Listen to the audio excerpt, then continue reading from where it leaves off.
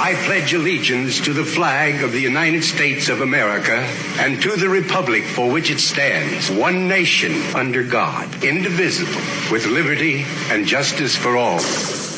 Welcome to the Vietnam Veterans News Podcast. News of interest about Vietnam veterans from a Vietnam veteran.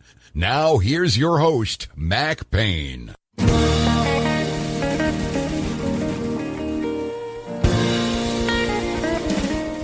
This is Mac Payne here with episode 1690 of the Vietnam Veteran News Podcast. News about the Vietnam War and the brave veterans who served there, as told to you by yours truly, a Vietnam veteran. Back in episode 1687 of this podcast, I talked about another one of those hangovers from the Vietnam War, and that is the situation with Amerasian children.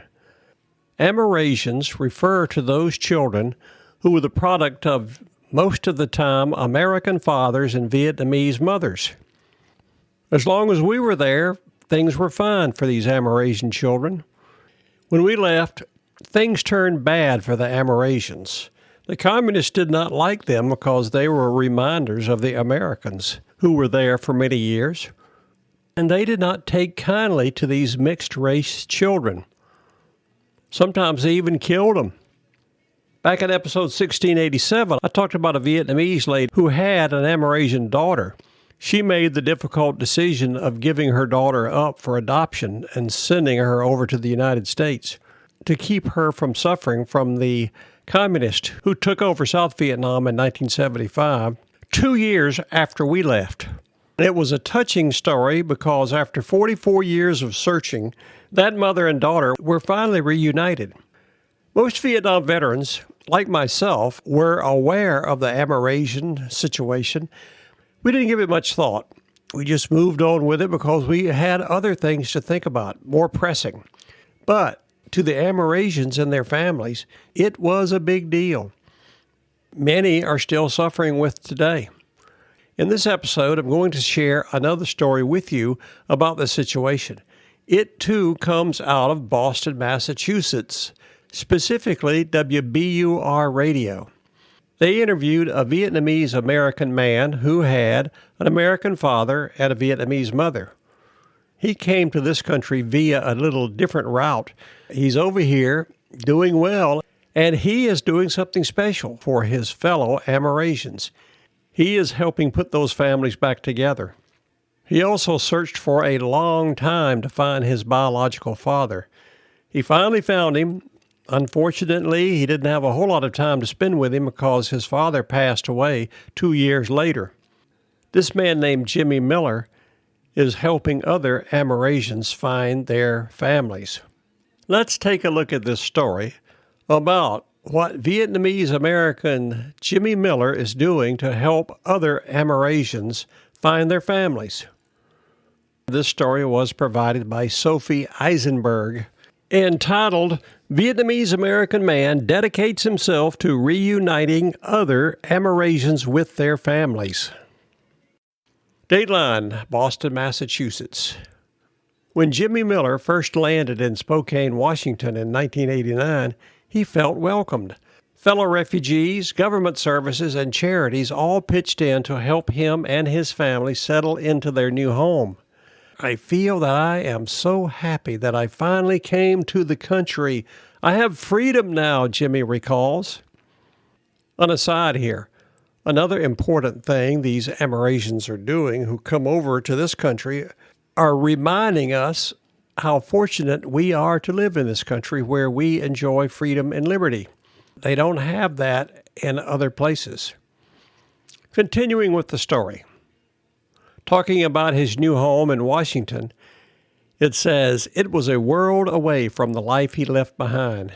Jimmy was born on Christmas Day in 1967 to Kim Phan, a Vietnamese woman, and James Miller, an American serviceman.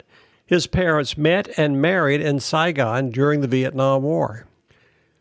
When I hear what James Miller did in Saigon back in 1967, I know he must have done something significant.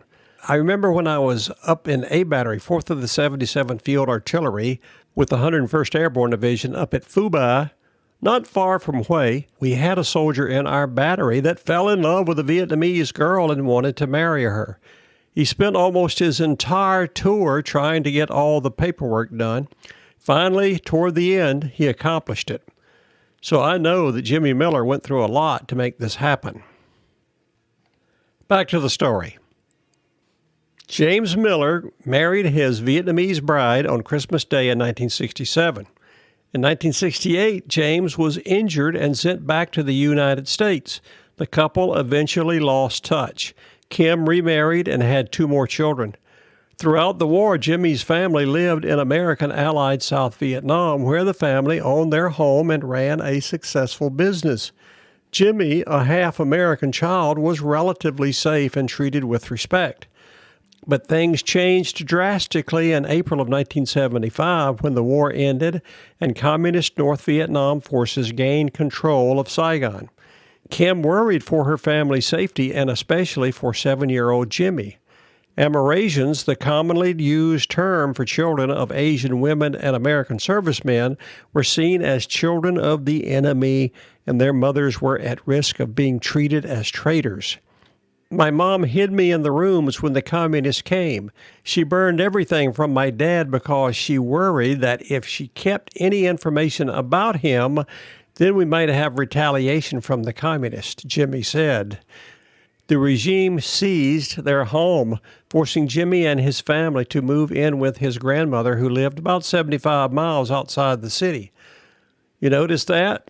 The communists came in and seized their home. That's what communists do. That's why we don't want them or anybody associated with them, including socialism. Life did not get easier for Jimmy. At school, he was often bullied.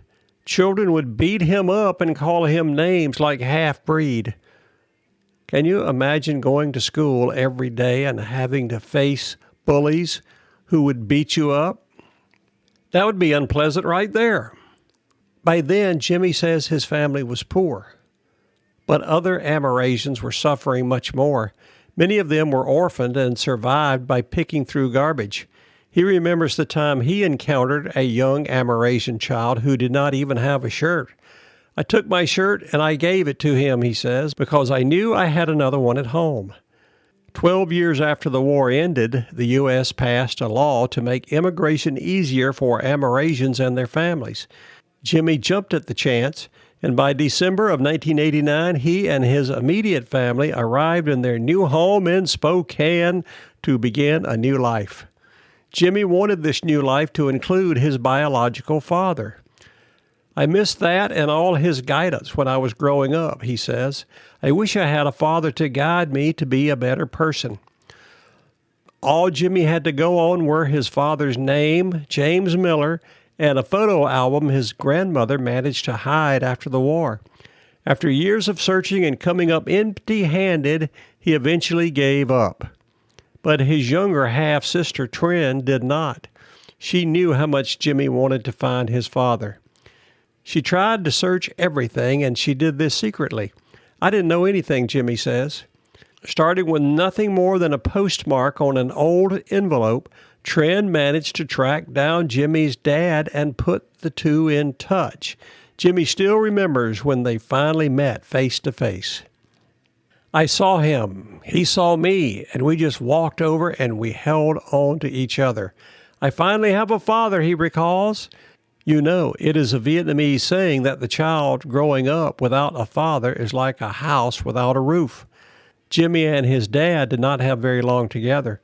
James Miller passed away 2 years after they connected. But that feeling of finally having a roof stayed with Jimmy and inspired him to find a way to give back to other Amerasians.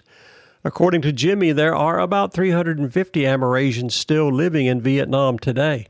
His mission is to help reunite them with their American families and support them if they choose to immigrate to the U.S.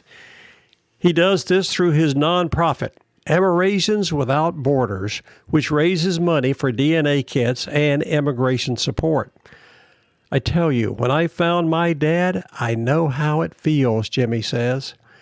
And right now, every time I'm able to find a father for the Amerasians, especially in Vietnam, I am so happy for them. That's got to be an understatement. I'll bet every time he finds a parent for an Amerasian, especially over in Vietnam, he feels a whole lot more than just happy. It must be a tremendous feeling to do something like that. That's another very interesting thing that came out of the Vietnam War. What to do with the children who were produced by liaisons with Americans and Vietnamese mothers. Thank goodness there are people like Jimmy Miller out there willing to help. I'm sure he would be very happy if you decided to help him put more of these families back together. There will be a link to his website, Amerasianswithoutborders.us, in the show notes for this podcast episode over at the podcast website, VietnamVeteranNews.com. I highly encourage you to go over there and look at that website. There are more stories on there about families he has reunited. I think it's a good thing, and I would encourage you to help him out. You can help him out many ways, not just sending money, but there's merchandise there you can buy. Not only would provide funding for his operations, but also give you some pretty cool T-shirts to wear around town to show what you're doing to help these people.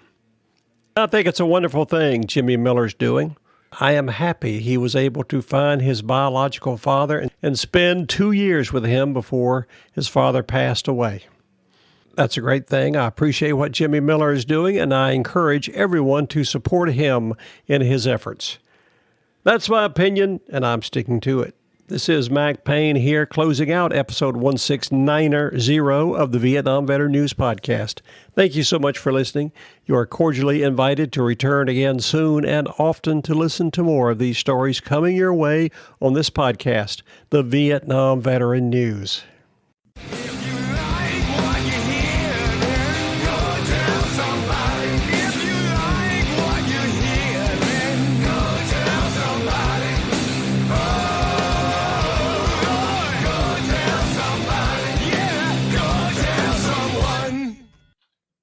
How about that? Ain't that a mess?